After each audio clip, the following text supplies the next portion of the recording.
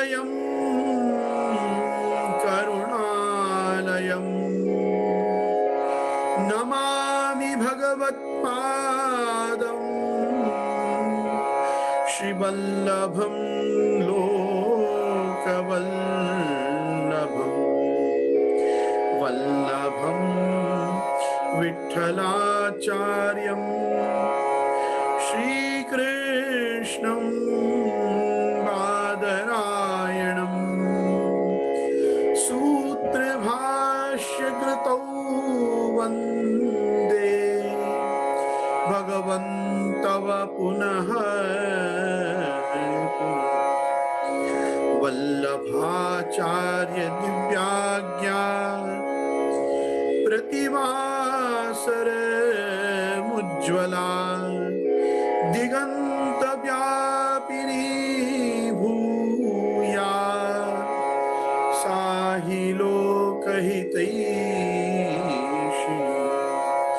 सर्वदेश दशाकाले अव्याहत पराक्रमा वल्लभाचार्य दिव्याज्ञा वरधताम् अभिवर्धताम्।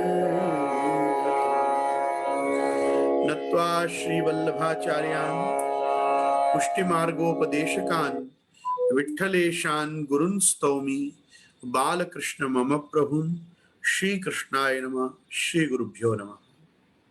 उपस्थित समस्त प्रियजन, वाल्लभीयजन, वैष्णवजन, आस्तिक, धार्मिक, सनातन धर्मावलंबी सज्जन वर्ग, मैं गोस्वामी गोविंद राय आपका हमारे जूमांतर्गत सत्संग सदन में इस अंतरजालीय फेसबुक, यूट्यूब के माध्यम से होने वाले इस सत्संग सत्र में मैं आपका खूब खूब स्वागत करता हूं। मेरे ऑनलाइन परिवार को मैं कल गुरु पूर्णिमा के दिन 1 महीने बाद मिल पाया, इसके लिए मैं आप सबसे बहुत क्षमा चाहता हूं। लेकिन प्रभु कृपा से और बड़ों की कृपा से, हमारे गुरुजनों की कृपा से हमको गुरु पूर्णिमा का पुनीत पर्व आप सभी के साथ मनाने का सौभाग्य मिला भगवत सेवोपरांत। तो बहुत बहुत आनंद में अभिवृद्धि हुई। आज श्री गोवर्धनधर प्रभु, श्री बालकृष्ण दाऊदयाल प्रभु आज से हिंडोला झूलना सर्वत्र जहां भी पुष्टि पुरुषोत्तम विराज रहे हैं, आप सबों ने आज से श्रावण मास, श्रवण नक्षत्र और दूज की तिथि रही। आज कल गुरु पूर्णिमा के दिन ही एकम का स्पर्श था, लेकिन पंचांग में सर्वत्र क्षया तिथि थी, इसलिए दूज से इस बार आज बीज से हिंडोला शुरू हुए हैं। तो आज सौभाग्य मिला श्री ठाकुर जी को खूब सुंदर हिंडोला में हम झुलाई के शयन आरती से निवृत्त होके यहाँ सत्संग में उपस्थित हो पाए हैं। तो मैं आप सभी का हमारे श्री गोसाई जी के जो 4 सेवक हैं उनमें से श्री गोविंद स्वामी जी की वार्ता के साथ मैं सत्संग का प्रारंभ करता हूँ। और बड़ों के अनुग्रह से, बड़ों के विशेष अनुग्रह से मुझे भी गोविंद राय जी ये परंपरा का नाम प्राप्त हुआ। और गोविंद स्वामी की जो छाप है उसमें गोविंद दास और गोविंद के प्रभु, ये बचपन से हम पढ़ते हैं तो हमको बड़ा ऐसा आत्मीय स्पंदन होता है। गोविंद स्वामी के सभी प्रसंग भी बड़े बचपन से ही हमको रोचक लगते आए।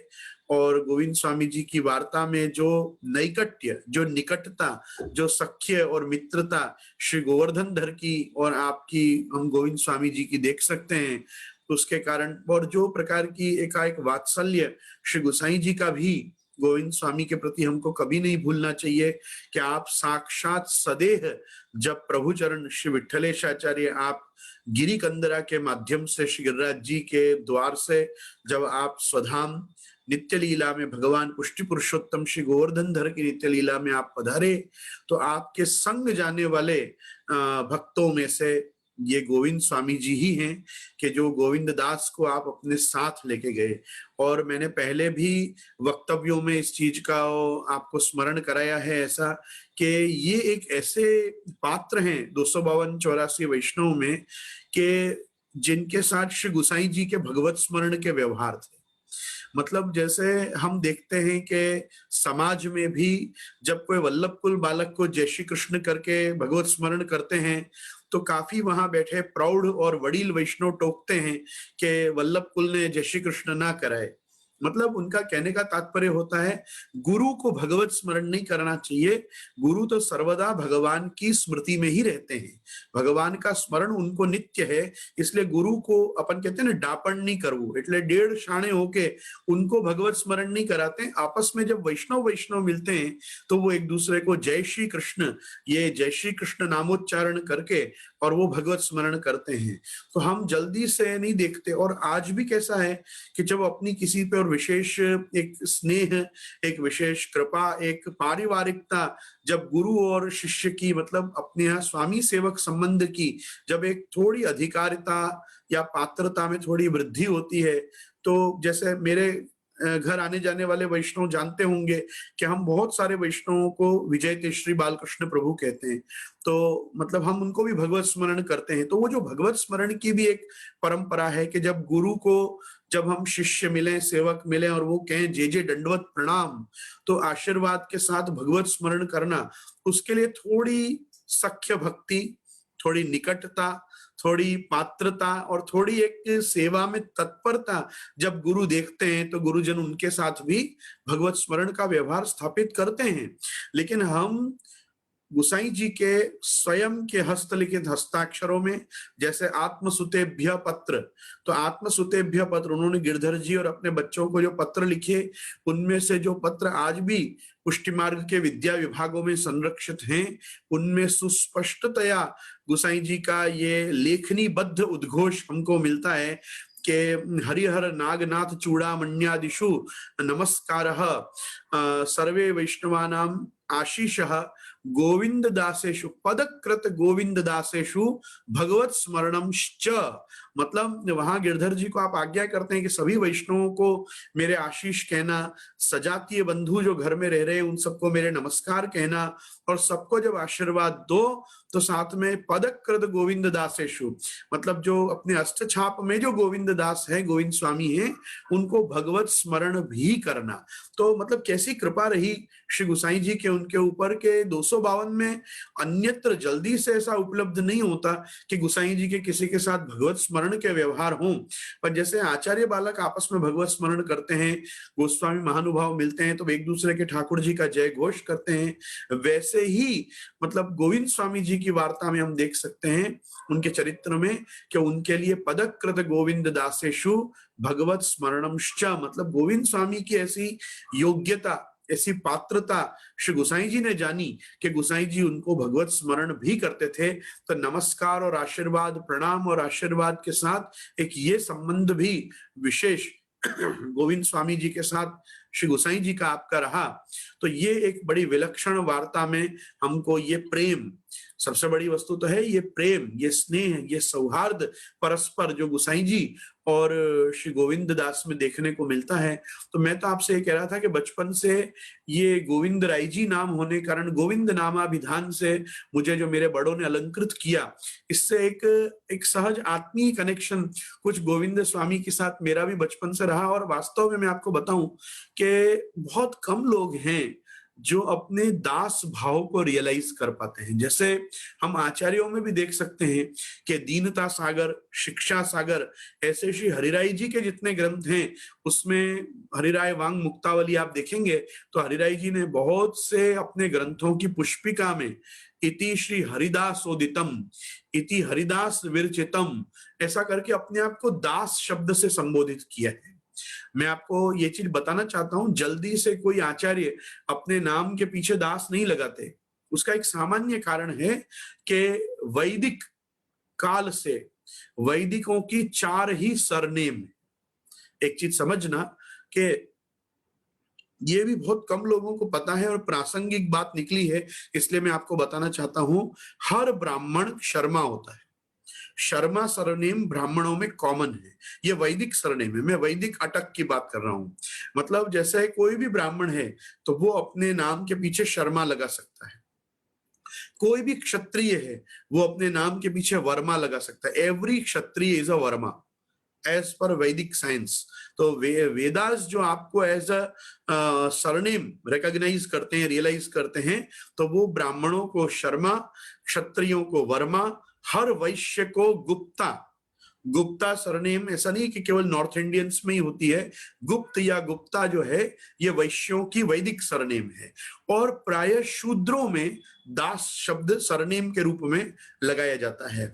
तो ये शर्मा, वर्मा, गुप्ता और दास, ये जब संकल्प भी लेते थे, तो जैसे अम्बरीश कुमार देव शर्मा, मेरा राशि पे नाम अम्बरीश कुमार है, मैं मेष राशि का जातक हूं, इसलिए जैसे मैं अम्बरीश कुमार जब बोलूंगा तो मैं, और क्या होता है, प्राय राशि का नाम ही वैदिक कार्यों में बोलना चाहिए। जैसे मेरे संप्रदाय में मेरा परंपरा प्राप्त नाम गोविंद राय जी है, लेकिन मैं वैदिक कार्यों में गोविंद राय जी शब्द का प्रयोग नहीं करता, क्योंकि वेद पुरुष की आंख जो है ना वो ज्योतिष है। पूरा ज्योतिष शास्त्र जो है वो वेद पुरुष की विराट में नेत्र माने गए हैं। सूर्य चंद्रौच नेत्रे, तो सूर्य और चंद्र और जितने भी नक्षत्र आदि हैं यही वेद पुरुष की आंख है। तो विराट पुरुष जब वेद हमको देखता है तो ज्योतिष चक्र के अनुसंधान से हमको देखता है। तो जब भी हम कोई संकल्प लें, कोई दान करें, कोई वैदिक लौकिक वैदिक कर्म में जब हम कभी संकल्पबद्ध हो, तो प्राय हमको अपने राशि वाला नाम लेना चाहिए। तो जैसे हम बोलते हैं तो हम अम्बरीश कुमार देव शर्मा हम बोलते हैं।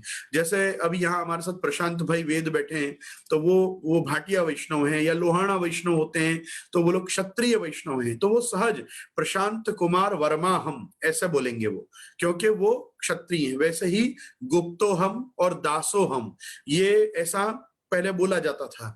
तो जैसे शूद्र आदि तो संकल्प नहीं लेते थे, लेकिन उनकी तरफ से सत्कार्यों में जब ब्राह्मण कोई चीज उच्चारण करके उनसे कोई कर्म करवाते थे सदाचार संबंधी, क्योंकि वैदिक कार्यों का तो उनको अधिकार ही नहीं था, क्योंकि यज्ञोपवीत नहीं होती थी, त्रैवर्णिकों में ही यज्ञोपवीत होती थी।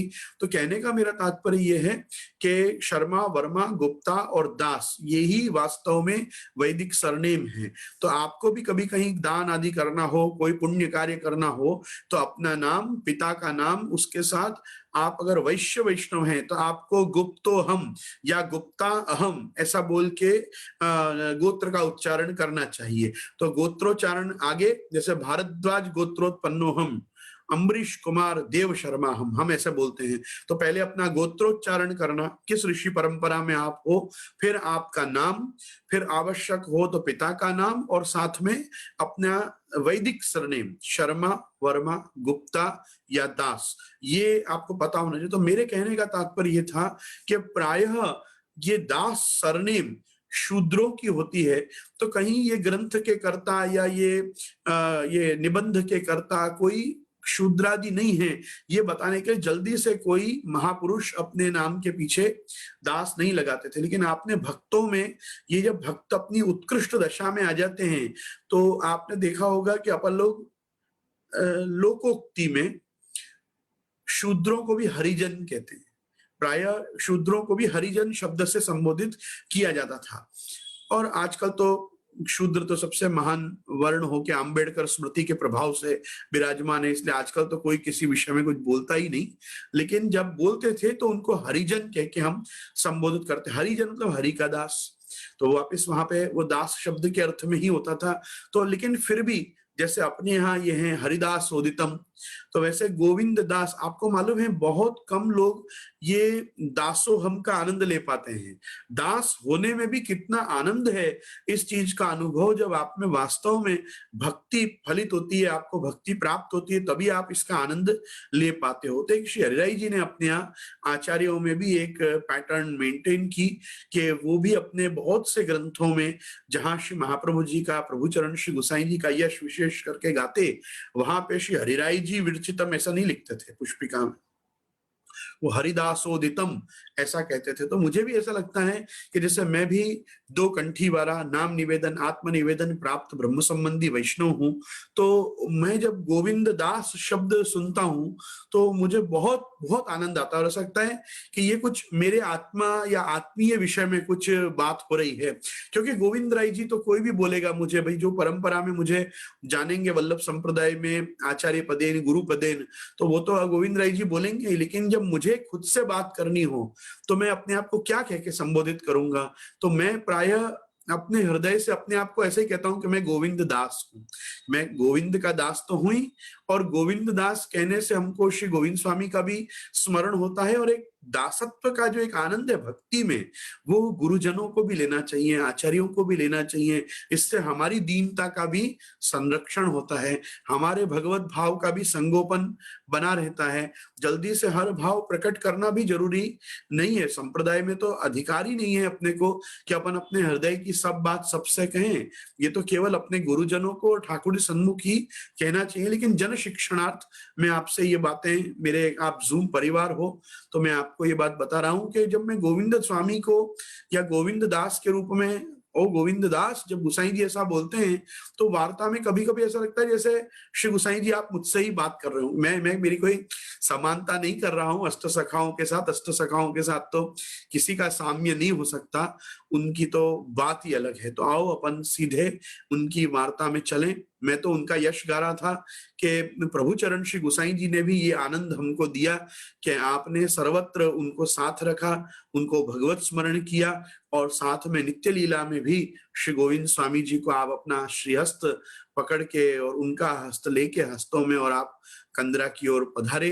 श्री गिरधर जी ने ये प्रत्यक्ष दर्शन किया, और हम उन गिरधर जी के ही वंश में होने के कारण बड़ा सौभाग्य मानते हैं कि हमारे पूर्व पुरुषों पर श्री महाप्रभु जी गुसाई जी की कैसी अद्भुत कृपा रही। तो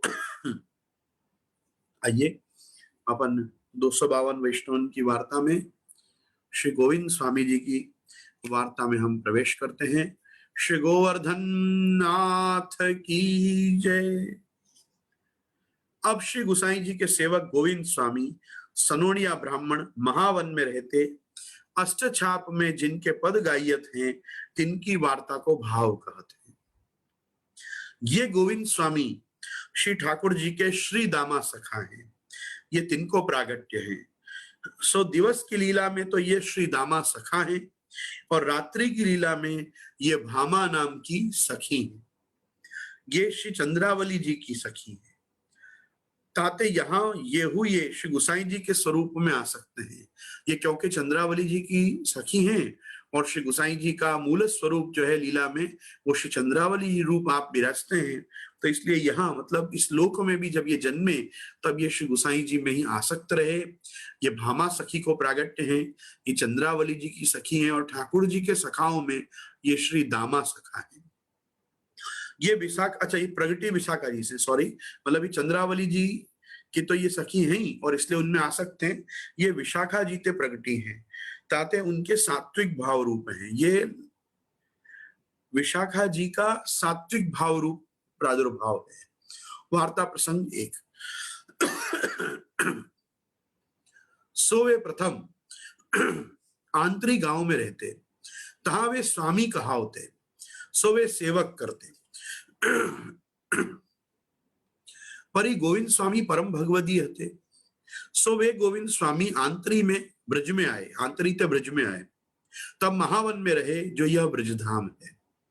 मतलब ब्रज प्रदेश के पास जो ब्रज कमल, मतलब ब्रज मंडल, ब्रज कमल में जो गांव नहीं आता था, ऐसे ये आंतरी नाम के गांव में रहते थे जो ब्रज के समीप था। लेकिन बाद में इन्होंने विचार किया कि चलो हम ब्रज में ही जाके क्यों न रहें, तो ये महावन में आके रहे। यहां श्री भगवान के चरणारविंद की प्राप्ति कैसे ना होगी। सो गोविंद स्वामी कवीश्वर हते, सो आप पद करते, जो कोई इनके पद सीखी के गुसाई जी के आगे गाओ तो ताको श्री गुसाई जी प्रसाद देवा होते और बहुत प्रसन्न होते। सो वे गावन हारे गोविंद स्वामी के आगे जाए के कहते, जो तुम्हारे किए पद हम श्री गोकुल के गुसाई जी के आगे गावत हैं, सो वे बहुत प्रसन्न होते हैं और हमको प्रसाद दिवावत हैं, ताते तुम अपने पद किए हमको और सिखाओ। सो यह सुनी के गोविंद स्वामी अपने मन में कहते, जो कछु है सो श्री गोकुल है और श्री गोकुल के गुसाई जी हैं, परी मिलनो बनत नहीं। मतलब कैसे, देखो अब महावन में रहते थे लेकिन ये किसी कारण से श्री गुसाई जी से नहीं मिल पाते थे, तो मन में ऐसा विचार रहे, ताप हो रहा है इनको कि हम इतनी पास रहते हैं और जानते हैं श्रीमद गोकुल है, श्रीमद गोकुल लीला स्थली है, वहां एक श्री गुसाई जी विराजत हैं और सब बात जानते हैं, लेकिन मिलनो बनत नहीं। सो ऐसे कर कितने दिन भय। तब एक समय को एक श्री गुसाई जी को सेवक कछु कार्यार्थ श्री वृंदावन में जाय निकस्यो। सो भगवद इच्छा सो गोविंद स्वामी को मिलाप भयो। सो गोविंद स्वामी और वह वैष्णव एकांत ठोर में बैठे हते। तहाँ कोई वार्ता के प्रसंग में गोविंद स्वामी ने कहो, जो ठाकुर जी की साक्षात लीला कैसी जान पड़े। तब वह वैष्णव ने कहो, जो पाछे कहूंगो, अभी नहीं बताया। तब गोविंद स्वामी ने वह वैष्णव से कहो, जो मुखो बहुत दिनंते यह बात की आतुरता है, और तुम कहत हो जो पाछे कहूंगो, जो याहू ते फिर एकांत कहाँ मिलेगो। ताते मेरे ऊपर कृपा करी के अभी कहो। तब वह वैष्णव ने गोविंद स्वामी की बहुत आतुरता देखी के इनते कहे, जो आज के समय तो ठाकुर जी को श्री गुसाई जी श्री विठलनाथ जी ने बस करी राखे हैं। ताते श्री ठाकुर जी के चरणारविंद की प्राप्ति तो इन्हीं ते पाइए, और को आश्रय करनो तो वृथा है। यह बात सुनी के गोविंद स्वामी को अत्यंत आतुरता भई और अति उत्साह भयो। तब तो गोविंद स्वामी ने उन वैष्णव से कहो, जो तुम मेरे साथ चलो। तब रात्रि तो वहीं सोए रहे। पाछे प्रातः काल भयो। तब ताते दो जन चले और श्री गोकुल आए। ता समय गुसाई जी श्री ठाकुर जी को राजभोग धरी के यमुना जी पे संध्या वंदन करत हते। सो ताही समय ये आए पहुंचे। तब वह वैष्णव ने कही, जो श्री गुसाई जी यही हैं। तब देखी के गोविंद स्वामी के मन में आई, जो ये कोई बड़े कर्मिष्ठ ब्राह्मण हैं, कर्म कांड करत हैं, इनको श्री ठाकुर जी क्यों कर मिलत होंगे। ऐसे चित्त में सोच के विचार करने लागे। इतने में श्री गुसाई जी संध्या वंदन तर्पण करी चुके।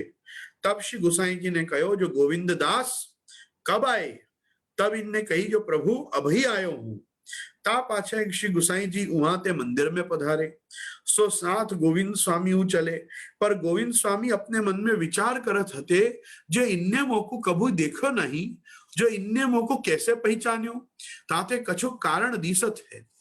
ता पाछे गुसाई जी तो जाए के मंदिर में भोग सराए। ता पाछे दर्शन के किवाड़ खुले। तब गोविंद स्वामी ने राजभोग आरती के दर्शन किए। सो साक्षात बाल लीला रसमय रसात्मक स्वरूप को दर्शन कराए। ता समय गुसाई जी ने गोविंद दास सो कहो, यह दान किए। ता समय श्री गुसाई जी ने गोविंद दास को यह दान किए। ता पाछे श्री गुसाई जी बाहर आए। तब गोविंद स्वामी ने गुसाई जी से विनती कीनी, जो महाराज आप तो कपट रूप दिखावत हो, और आपके यहाँ तो साक्षात प्रभु विराजत हैं, और बाहर तो आप वेदोक्त कर्म करत हो। तब गुसाई जी ने श्री गोविंद स्वामी से कहो, जो भक्ति मार्ग है सो तो फूल रूपी है, और कर्म मार्ग जो है वो कांटा रूपी बाढ़ है, भाव प्रकाश। सो फूल तो रक्षा बिना फूल न रहे। ताते वेदोक्त कर्म मार्ग है, सो भक्ति रूपी फूलन को कांटान की बाढ़ है। ताते कर्म मार्ग की बाढ़ बिना भक्ति रूपी फूल को जतन न होए। तब जतन बिना फूल हु न रहे। ताते यह वस्तु है सो गोप्य है। ताते प्रकट प्रमाण क्यों ही है। प्रकट प्रमाण क्यों ही है मतलब जो तुमने दर्शन किए साक्षात प्रभु को विराजते हुए, वही वास्तव में प्रमाण है। लेकिन वो भक्ति मार्ग रूपी फूल के संरक्षण के लिए वेदोक्त कर्म जो है वो कांटेन की बाढ़ है। कांटेन की बाढ़ बिना फूल सुरक्षित रहे नहीं। कोई भी आए टूट जाए, कोई भी पशु पक्षी आए मुंह मार जाए, तो फिर फूल कैसे रहे। तो ये भक्ति मार्ग रूपी फूल के संरक्षण के लिए कर्म मार्ग जरूरी है। या प्रकार आप श्री गुसाई जी वचनामृत किए। और गोविंद दास ने प्रश्न ये किए कि जब साक्षात आपके पास प्रभु विराजत हैं, तो आप ये कपट लीला मतलब बाहर तो आप कर्मिष्ठ ब्राह्मण के रूप में दर्शन देते हो, और अंदर तो साक्षात आपको भक्ति मार्ग फलित है। आप तो भक्ति मार्ग के स्वयं प्रकट करता, प्रकाशन करता और विस्तार करता आपको, तो आप ऐसे क्यों दिखावत हो अपना स्वरूप। तो इसके जवाब में श्री गुसाई जी ने ये पूरा प्रसंग इस प्रकार से एक बहुत वन लाइनर एक सूत्रपात किया कि गोविंद जो भक्ति मार्ग है सो तो फूल रूपी है, और कर्म मार्ग है वो कांटा रूपी है। बराबर। तब ये वचन सुनी के गोविंद स्वामी बहुत प्रसन्न भये। तब गोविंद स्वामी ने गुसाई जी से फिर विनती की, जो महाराज कृपा करिए। तब गुसाई जी ने कहो, जो तू स्नान करी आऊ। तब गोविंद स्वामी तत्काल स्नान करी के अपरस ही में आए। तब गुसाई जी ने इन ऊपर कृपा करी के नाम सुनायो। ता पाछे समर्पण करवायो, मतलब ब्रह्म संबंध करायो।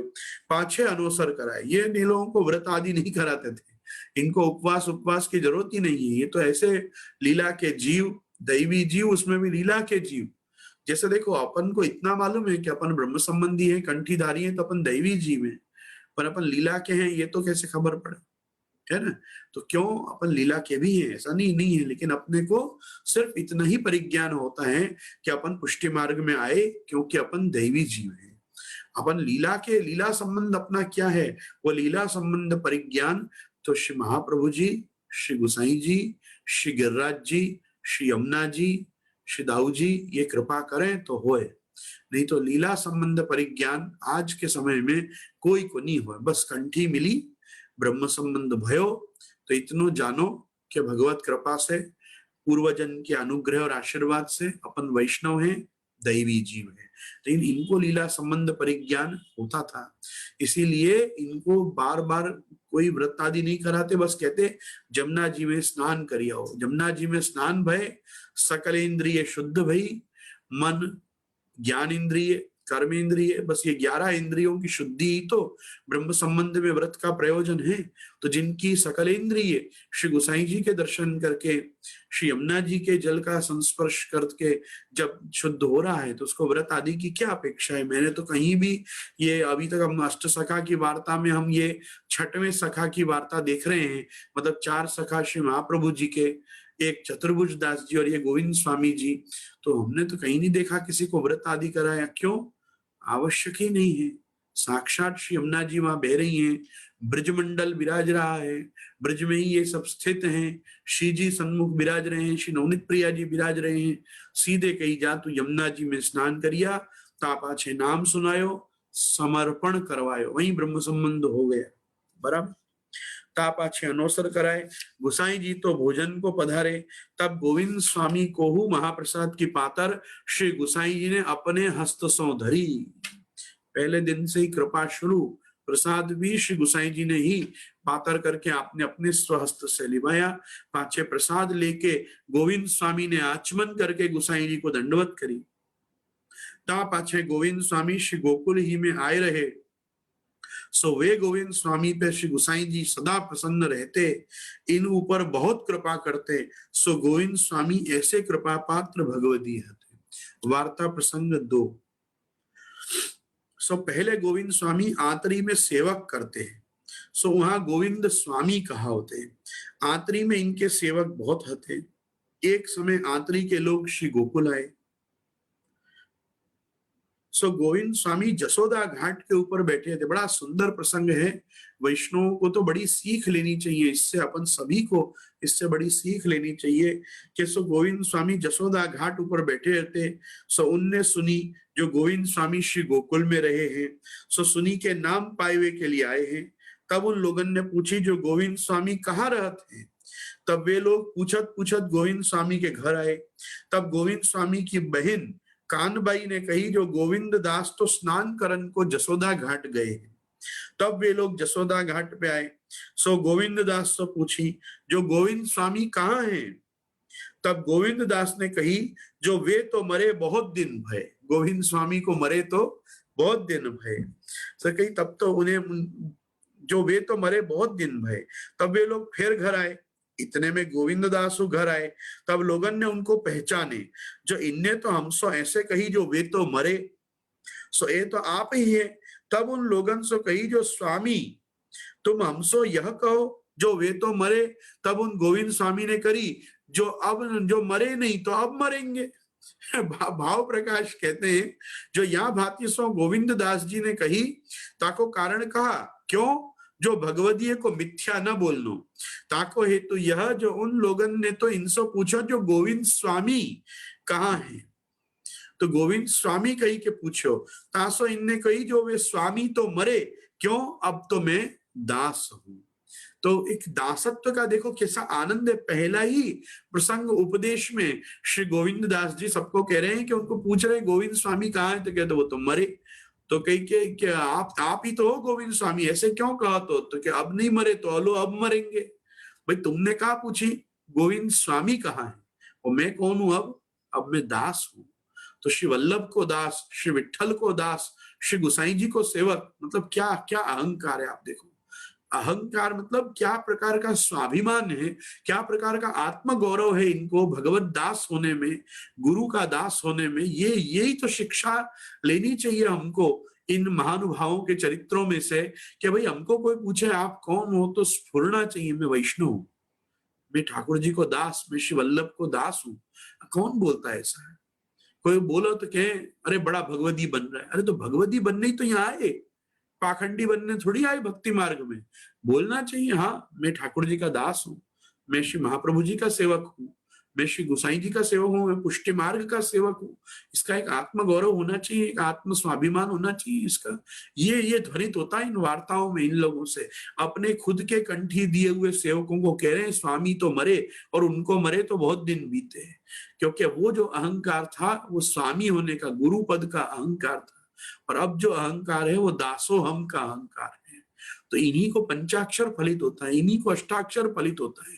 अपन सारे जगत में यूं हम ब्रह्मास्मि करके घूमे और फिर हाथ में तुलसी लेके झूठ झूठ बोले दासोहम दासोहम। क्या क्या दासोहम?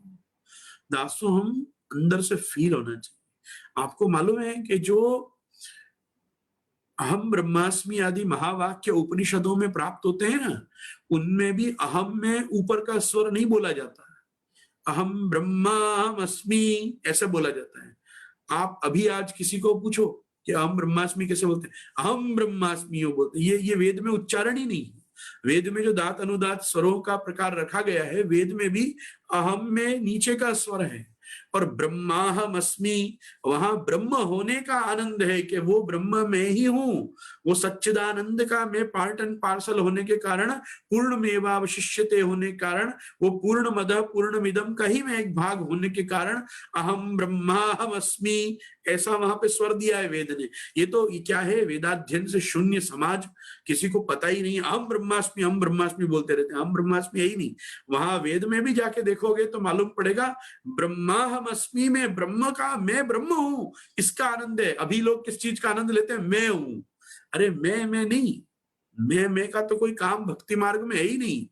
अपन, अहम, अपन सब, आओ अपन लोग, बस यहाँ तो सब ये प्रकार है। अपन सब बहुत हैं, एक से हैं, एक हम बहुत श्याम प्रजा, ये संकल्प है ना भगवान का। तो बहुत अहम पे जोर नहीं देना चाहिए। मतलब दासो हम, तो उसमें जो दासत्व में जो अहम है ना, तो अहम वहां भी ध्वनित नहीं होना चाहिए, दास ध्वनित होना चाहिए कि मैं ठाकुर जी का दास हूं। ये गोविंद स्वामी जी ने हमको, पाछे गोविंद दास ने कही, जब तुम अब श्री गुसाई जी के पास नाम पाओ, तब उनने कही जो हमको श्री गुसाई जी के पास ले चलो। तब उन लोगन को गोविंद दास अपने साथ ले जाए कि गुसाई जी के पास नाम दिवायो।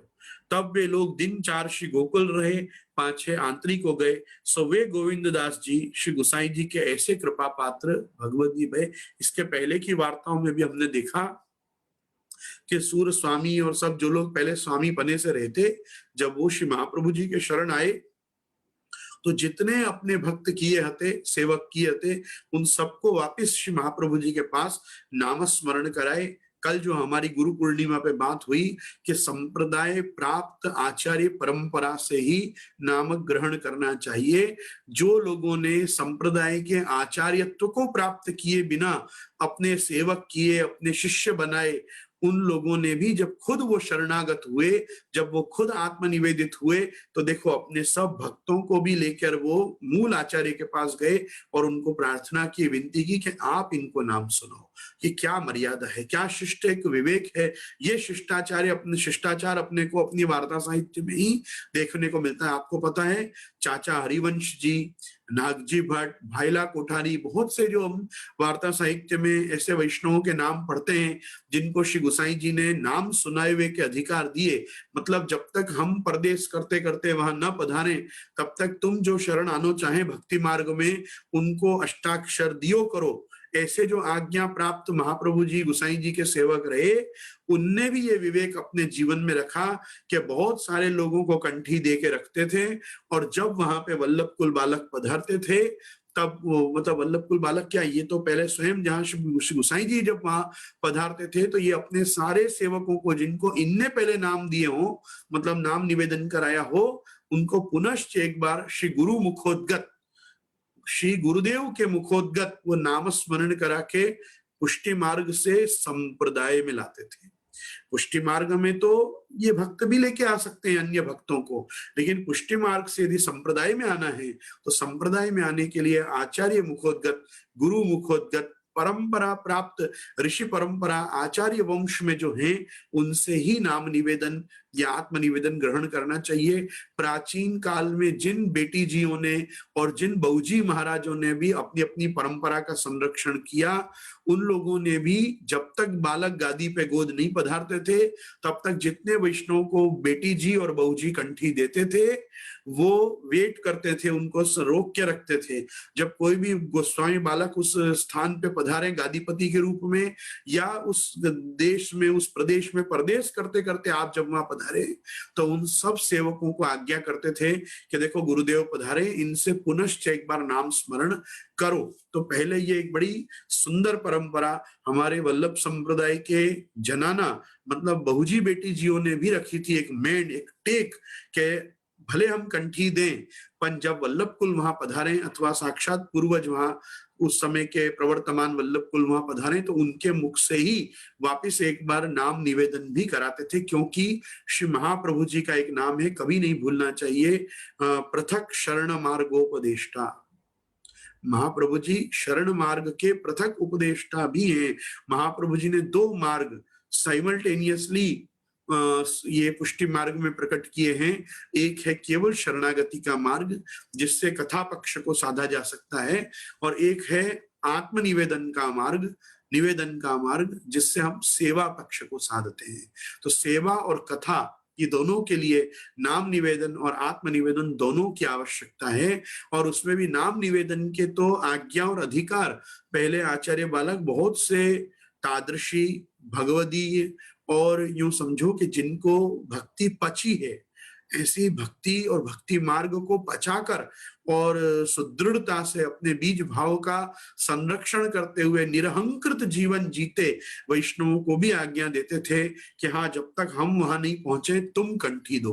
तो ऐसे हम बहुत सारे 252 में ज्यादा मिलते हैं, 84 में मुझे एकदम से अभी स्मरण नहीं हो रहा है कि किनको महाप्रभु जी की आज्ञा थी, पर हाँ श्री गोसाई जी ने तो अपने काफी सेवकों को आज्ञा दी थी कि जब तक हम उस प्रदेश में ना आवे तब तक जिनको भक्ति मार्ग में आना है उनको तुम नाम निवेदन करा के रखो, मतलब कंठी दो, और जब हम आवेंगे तब नाम निवेदन और आत्म निवेदन उभय बाद में एक साथ करावेंगे। सो ये सब हम इन वार्ताओं में से देख सकते हैं, सीख सकते हैं।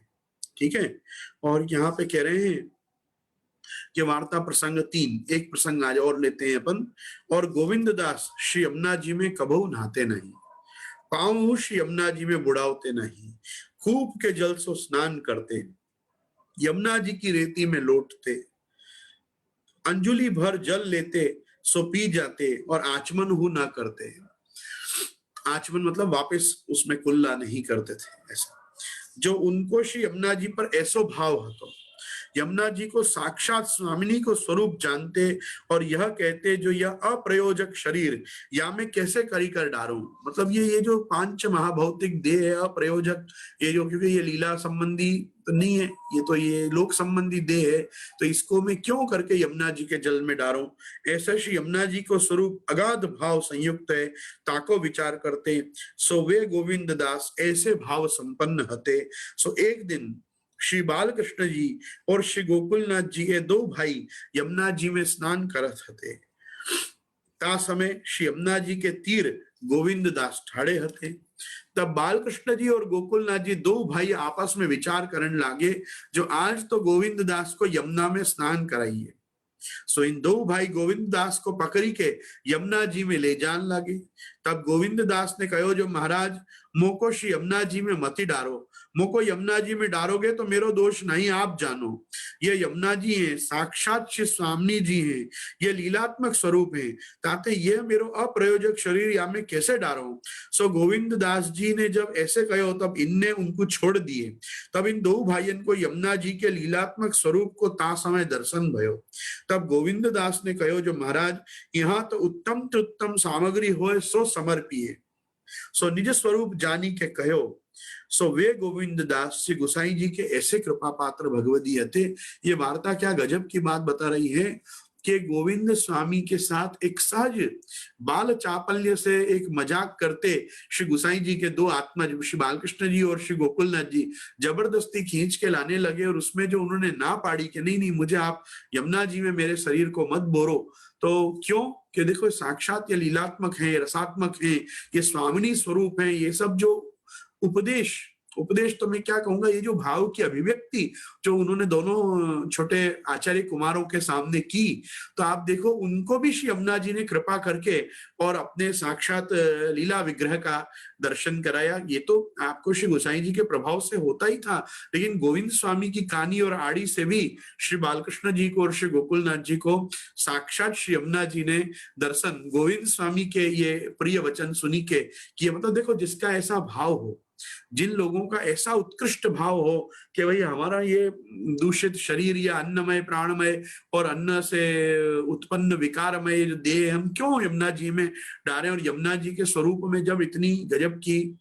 और आप देखो ये मतलब श्री गोविंद स्वामी के तो हम यमुना जी के लिखे हुए पद भी जब पढ़ें तो हम ये चीज समझ सकते हैं कि कैसा उनको भाव है। कहत गोविंद यमुने की जा पर कृपा, सोहि श्री वल्लभ कुल शरण आवे।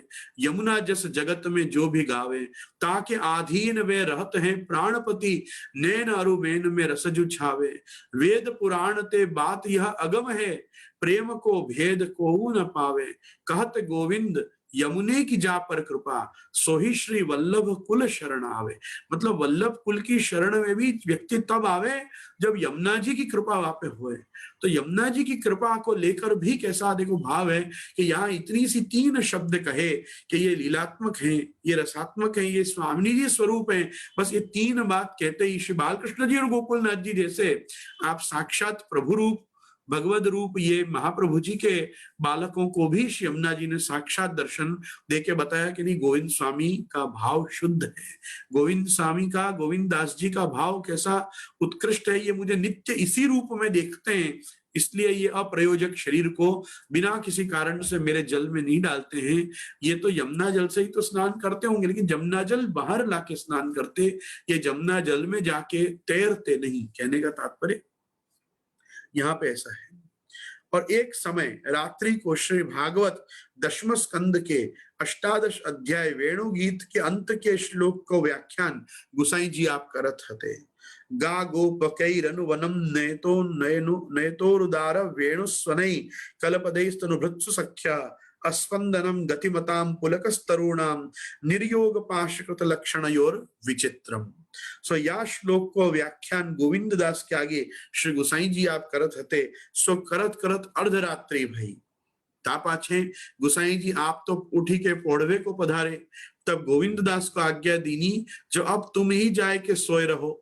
तब गोविंद दास गोसाई जी को दंडवत करी के उठी चले। सो अपनी बैठक में श्री बालकृष्ण जी और गोकुलनाथ जी और गोविंद राय जी बैठे रहते। तीन भाई वहां विराज रहे थे, द्वितीय कुमार गोविंद राय जी, तृतीय कुमार बालकृष्ण जी और चतुर्थ कुमार आप श्री गोकुलेश, आप वहां चार विराज रहते। सो आपस में खेलत हसत हते और वो वैष्णव पास बैठे हते। सो तहा गोविंद दास आए। तब गोविंद दास थे श्री गोकुलनाथ जी ने पूछी, जो गोविंद दास या बिरिया कहाँ ते आए हो? तब गोविंद दास ने कही, जो महाराज श्री गुसाई जी के पास हो तहां ते आयो हूं। तब गोविंद दास ते गोकुलनाथ जी ने कही, वहां कहा प्रसंग होत हतो?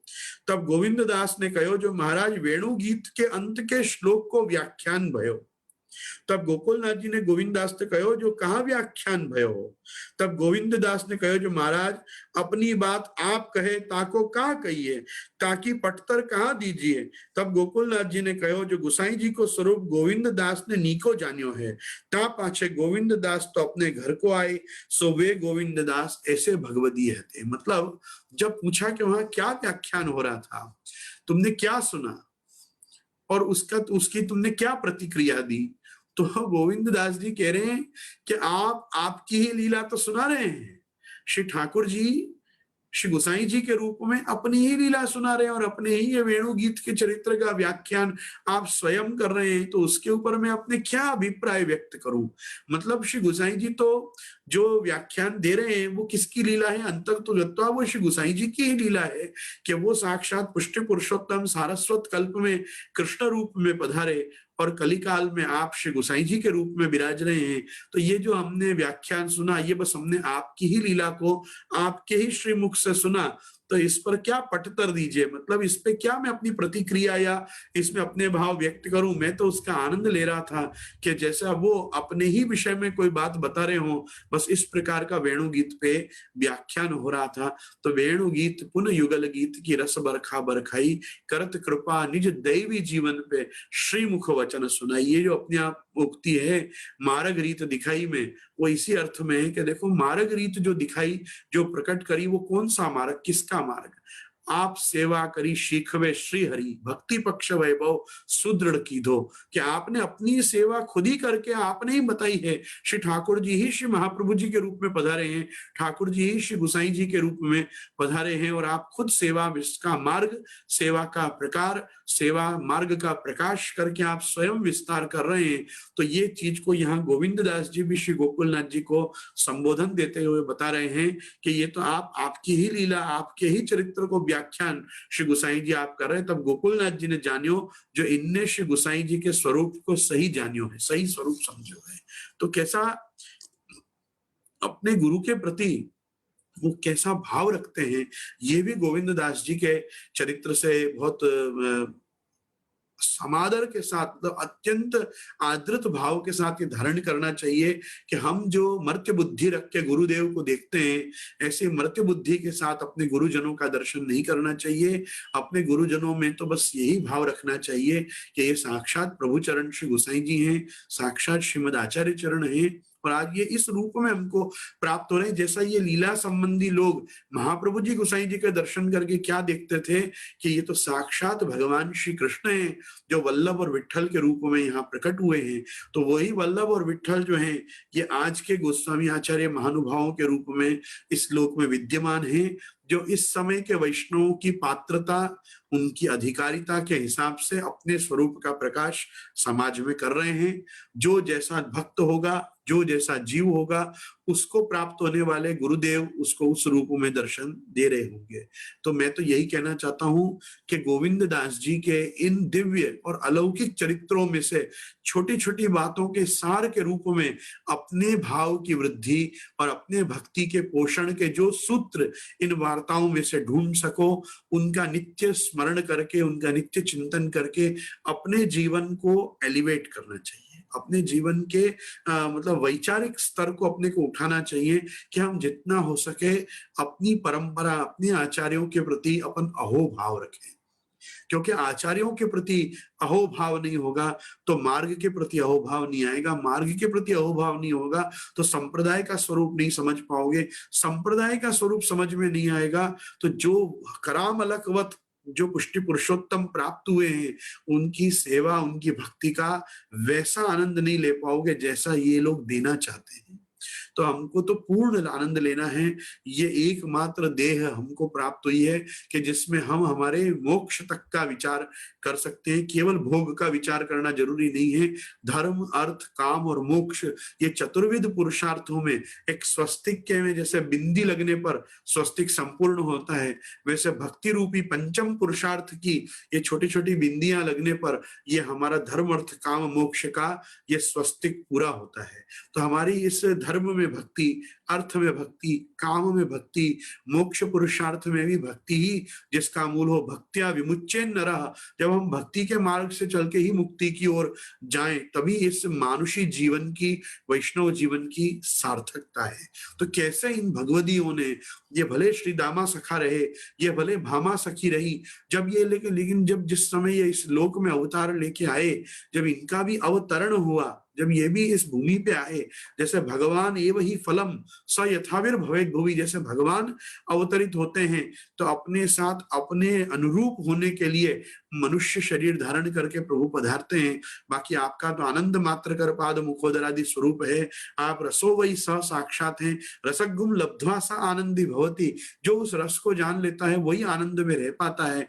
तो मेरे कहने का बस इतना ही तात्पर्य है कि पुष्टि मार्ग अपने पास, पुष्टि पुरुषोत्तम अपने हाथ, पुष्टि मार्गीय अपन, ये दैवी जीवों का सत्संग अपने को सुलभ, क्या चीज अब अपने पास बाकी है जिसमें से अपन आनंद को निष्पन्न ना कर सकें। तो आप जितना हो सके भक्ति मार्ग में जो समय व्यतीत कर रहे हैं, भक्ति के साथ जो समय व्यतीत कर रहे हैं, उसकी शाश्वतता और उसके निरंतरीय रस प्रवाह को समझ के उस रस में आप्लावित रहने का प्रयास करिए। ये वार्ताएं साक्षात रसरूपा और फल रूपा है। गोकुलनाथ जी ने तो यही आज्ञा की ना कि अब कथा नहीं कहेंगे, कथा को फल कहेंगे, करके वार्ता साहित्य शुरू हुआ। तो मैं तो सबसे पहले यही कहता हूं कि पुष्टि मार्गियों का धन, जैसे श्रीमद् भागवतम पुराण तिलकम यद वैष्णवा नाम धनम, जैसे भागवत समस्त वैष्णवों का धन है, वैसे विशेष करके पुष्टि मार्गीय वैष्णवों का जो धन है वो वल्लभाख्यान है, मूल पुरुष है, 252-84 वैष्णव वार्ता, निज वार्ता, घरु वार्ता, महाप्रभु जी के बैठक चरित्र, ये सभी हम पुष्टि मार्गियों का धन है। यही वास्तव में हमारी निधि है। और अगर ये निधि को नहीं पहचाना तो घर विराजमान अपने लालन, अपने ठाकुर जी, अपने श्रीजी बाबा जो अपनी वास्तविक निधि है, उसकी भी अलौकिकता का परिज्ञान नहीं होगा। धीरे धीरे जैसे आज के समय में हम देख रहे हैं लोगों का भाव क्षीण होता चला जा रहा है। जो घर के लोग सेवा में लगे हुए हैं, उनके बाद की पीढ़ी सेवा से जो कनेक्ट नहीं हो पा रही है, उसका कारण ही ये है। आपके पास अच्छे से अच्छा मोबाइल है, आपके पास अच्छे से अच्छा गैजेट है, लेकिन आपने उसको चार्जर के साथ कनेक्ट ही नहीं किया है, तो उसमें कोई विद्युत का संचार नहीं हो रहा है। ये जो चार्जर है, ये चार्जर क्या है? ये सब लीला चरित्र, ये लीला गुणानुवाद, ये भक्तों के चरित्र, यही अपने चार्जर्स हैं। हमारी भक्ति को ये अगेन एंड अगेन रिचार्ज करते रहते हैं। तो अपनी भक्ति को बहुत चार्जिंग मोड पे रखना चाहिए। अपनी भक्ति की बैटरी धीरे धीरे लो पड़े तो अपने को वापस अपने चार्जर को कनेक्ट कर देना चाहिए। हम जितना 252-84 वैष्णव से जुड़े रहेंगे, उतना हम पुष्टि मार्ग से कनेक्टेड रहेंगे। पुष्टि मार्ग के सोफिस्टिकेटेड सेवा के स्वरूप को उसकी अपनी रॉयल्टी में, उसके अपने एक यूं कहो ना कि एरिस्टोक्रेसी में अपन उसको स्वीकार पाएंगे, समझ पाएंगे। आज ठाकुर जी तो गुंजा चंद्रिका में भी प्रसन्न है। वो तो पाग पर्दनी गुंजा चंद्रिका, वेणु जी और झारी जी धरदी तो पुष्टि पुरुषोत्तम साक्षात है। तिलक कंठावरण, मोर चंद्रिका, पाग पर्दनी फेंटा, कुछ धरा दिया, ठाकुर जी को आनंद से भोग धर दिया और आनंद लिया। सेवा का आनंद तो यूं सहज ही प्राप्त होना चल जाएगा। लेकिन ये सेवा के आनंद को जो आप प्राप्त कर रहे हैं, ये सेवा कितनी अलौकिक और अमोलिक है, इसको समझने के लिए वार्ताओं में डूबना जरूरी है। ये चरित्रों में हमको डूब जाना है। गोविंद स्वामी अपना शरीर बोरे के न बोरे यमुना जी में, लेकिन इन वार्ता जी में अपने को कम से कम अपने मन, बुद्धि और अपनी आत्मा को तो डुबोना ही चाहिए। तब जाके ही हमको वो आनंद आएगा जो ये लोगों ने लिया है। ये लोगों ने लिया है वो आनंद अभी भी मिल सकता है। श्री गोसाई जी कहीं नहीं पधारे, श्री महाप्रभु जी कहीं नहीं पधारे, श्री अमरनाथ जी, गिरिराज जी आज भी विद्यमान है। श्री जी बाबा विराज रहे हैं, सात निधि विराज रहे हैं, सातों बालकन की बैठक जी विद्यमान है। आज क्या चीज है पुष्टि मार्ग में जो अपने हाथ में नहीं है, बताओ। कितने वैष्णव गर्व से कहते हैं हमारे यहाँ पुष्टावेला ठाकुर जी विराजे। कितने लोग, साधारण लोग भी बहुत अच्छे ढंग से कहते हैं लालानी सेवा तो छे मारा घर है, ठाकुर जी तो मारा घरे पण विराजे छे। हम हजी पुष्टायवा नहीं पण ठाकुर जी विराजे छे। तो कितना देखो एक आनंद है, कितना एक संतोष है वैष्णव को कि मेरे घर ठाकुर जी हैं। आज जल्दी से आप देखो सनातन धर्म में कोई ऐसा बोल पाता है कि मेरे घर भगवान विराजता है? हम बोल पाते हैं। हम पुष्टि मार्गियों का सौभाग्य है कि हम बोलते हैं कि ठाकुर जी हमारा घरे छे, हम सेवा में हैं। सेवा का एक आनंद है। सेवा के उस आनंद को गौण मत करो, क्षीण मत होने दो। उसमें जैसे ही थोड़ी दुर्बलता आवे, लौकिक आसक्ति अपनी बढ़े, संसार आसक्ति बढ़े, फिर से इन भगवदियों के शरण में चले जाओ। एक कोई भगवदी का चरित्र पकड़ लो और अपने भाव को वापस चार्ज कर लो। आपका भाव चार्ज हो गया, आपके अंदर 252-84 वैष्णवों की भक्ति की स्फूर्णा का संचार प्रभु कर देंगे आपको। आपके गुरुदेव की कृपा आप पे हो जाएगी। मैं बस इतना ही कह के आज आज पहला दिन है हमारी वार्ता जी का। मैं आज खुद भी बड़ा बड़ा परिश्रमित हूँ मेरे सर्दी के कारण। मैं कल खूब समय के साथ आपको ज्यादा समय देते हुए आगे प्रसंग को आगे बढ़ाऊंगा। मैं बहुत अपनी कृतकृत्यता पुनः एक बार अभिव्यक्त करना चाहता हूँ कि मेरा जूम परिवार आज मेरे साथ है। फेसबुक और यूट्यूब पे भी विद्यमान असंख्यों भगवत भक्त वैष्णव जन, आस्तिक धार्मिक जन मुझे श्रवण करते हैं। ये मेरा परम सौभाग्य है कि मैं ये 1 घंटे आप लोगों के साथ ये संवाद स्थापित कर पाता हूँ, और आप लोग इतनी चैन के साथ निश्चिंतता से 1 घंटा मुझे आप जो देते हैं, उससे मुझे भी बड़ा आनंद आता है कि जैसे वल्लभ का वंश विद्यमान है, वैसे ही श्री 252-84 वैष्णवों के भाव वंशधर आप सब भी बस उसी प्रकार से मेरे साथ हो जैसे श्री गोसाई जी के साथ उनकी सेवक। तो बस इसी एक आत्मीय संबंध के संस्मरण के साथ मैं आश्रय के पद के द्वारा आज के अपने विषय को यहाँ अल्प विराम देता हूँ। कल पुनश्च हम गोविंद स्वामी जी के अन्यान्य चरित्रों के साथ आगे बढ़ेंगे। दृढ़ चरणन केरो भरोसो, दृढ़ चरणन केरो, श्री वल्लभ नख चंद्र छटा बिन, सब युग मांझ अंधेरो भरोसो, दृढ़ चरणन के, साधन और नहीं आकली में, जासो हो निबे, सूर्य कहा कहे द्विविध आंधरो, बिना मोल को चेरो भरोसो, दृढ़ चरणन केरो भरोसो। श्री गोवर्धन नाथ की जय, श्याम सुंदर श्री अम्बे महारानी की जय, श्री वल्लभाधीश की जय, श्री गुसाई जी परम दयाल की जय, आज के आनंद की